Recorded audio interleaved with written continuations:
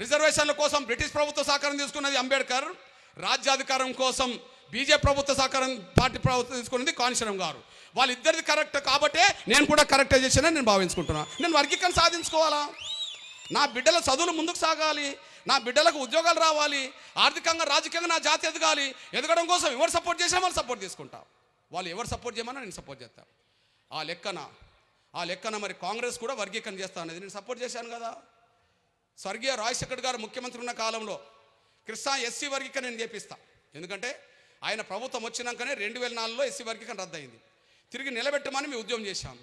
ఆ ఉద్యమం చేస్తున్న కాలంలో కృష్ణ నేను సపోర్ట్ చేస్తా, మీకు అండగుంటా, మీ సహకారం కావాలన్నాడు. మరి నేను ఆయనకు సపోర్ట్ చేశాను కదా, అంటే నేను కాంగ్రెస్ సపోర్ట్ చేశాను కదా. ఎందుకు సపోర్ట్ చేశాను? మాకు శక్తి కావాలి కదా. మాల సామాజిక వర్గానికి పలుకుబడి ఎక్కడున్నది? కాంగ్రెస్ పార్టీలో ఎక్కువ ఉన్నది కదా. ఎక్కువ ఉన్నదని సాక్ష్యం ఇప్పుడు చెప్పనా? మాల సామాజిక వర్గానికి కాంగ్రెస్ పార్టీ సపోర్ట్ మొదటి నుంచి ఉండడానికి ఇప్పుడు చెప్పనా? భారతదేశంలో తొలి దళిత ముఖ్యమంత్రి మాల సామాజిక వర్గం సంబంధించిన వ్యక్తే దామోదర్ సంజీవయ్య. ఆనాడు కాంగ్రెస్ పార్టీకి జాతీయ అధ్యక్షుడుగా కాగలిగాడు.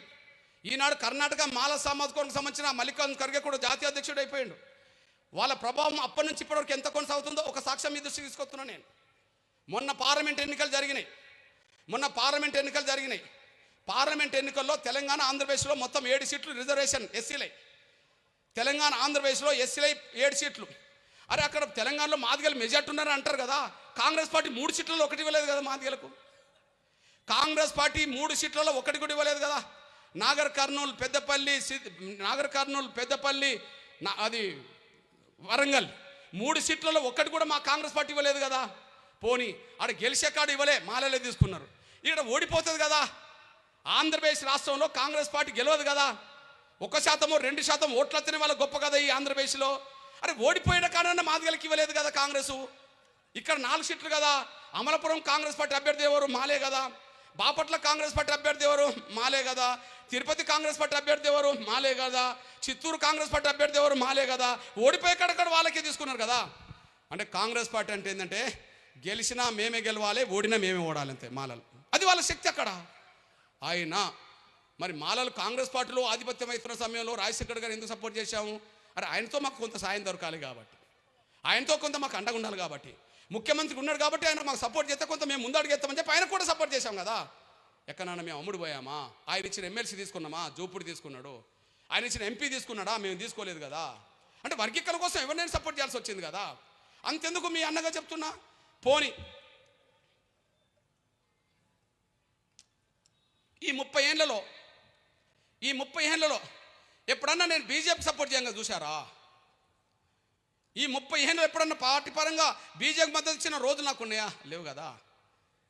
గౌరవ నరేంద్ర మోడీ గారు ప్రధానమంత్రిగా హైదరాబాద్కు అంతకుముందు సంవత్సరం వచ్చినప్పుడు 2022లో హైదరాబాద్ వచ్చినప్పుడు గౌరవ నరేంద్ర మోడీ గారు ప్రభుత్వం పార్టీ అక్కడ పెరేడ్ మీటింగ్ పెడితే ఆ మీటింగ్ వేదిక జరుగుతున్నప్పుడే ప్రధానమంత్రి గారు ఉపన్యాసం చేస్తున్నప్పుడే ఎంఆర్పిఎస్ బీజేపీకి వ్యతిరేకంగా ఏబీసీ డిమాండ్ కోసం ఉద్యమం చేస్తే మా తలలు పగిలినాయి కదా.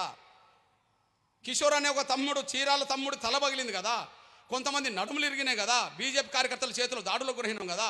ఏబీపీ కార్యకర్తల చేతిలో దాడులకు గురైనాం కదా. ఇతరత్ర కార్యకర్తల దాడులకు గురైనాం కదా. కాళ్ళు ఇరిగినాయి, చేతులు ఇరిగినాయి, నడుములు ఇరిగినాయి, నాడు బొక్కలు ఇరిగినాయి, తలలు పగిలినాయి కదా. అంటే అంతకుముందు సంవత్సరం క్రితం వరకు మేము యుద్ధమే చేశాం కదా.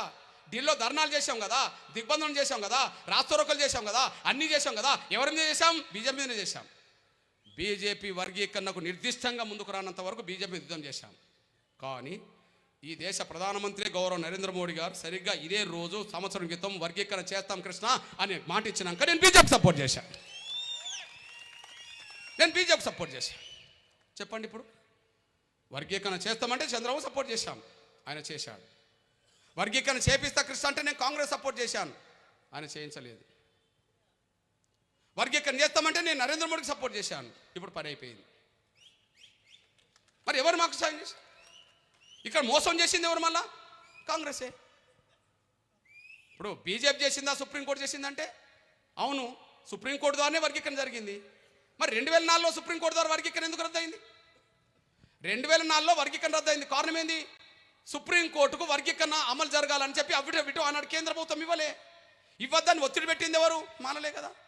కేంద్ర ప్రభుత్వం అఫిడవిట్ ఇవ్వలేదు కదా ఆ రోజు వర్గీకరణకు అనుకూలంగా. యూపీఏ గవర్నమెంట్ కదా, మన్మోహన్ సింగ్ ప్రభుత్వం కదా. మన్మోహన్ సింగ్ ప్రభుత్వంలో శాసించారు కదా పనబాక లక్ష్మి, జేడి శీలం, హర్షకుమార్, చింతమోహన్, వెంకటస్వామి వాళ్ళు శాసించారు కదా. సుప్రీంకోర్టులో విచారణ జరిగే సమయానికి అసలు వర్గీకరణ జరగద్దని చెప్పి అక్కడ మాట్లాడించే ప్రయత్నం చేశాను కదా. అఫిడవిట్ ఇవ్వలేదు కదా, అందుకు మేము ఓడిపోయినాం. మరి ఇప్పుడు ఎందుకు గెలిచాం?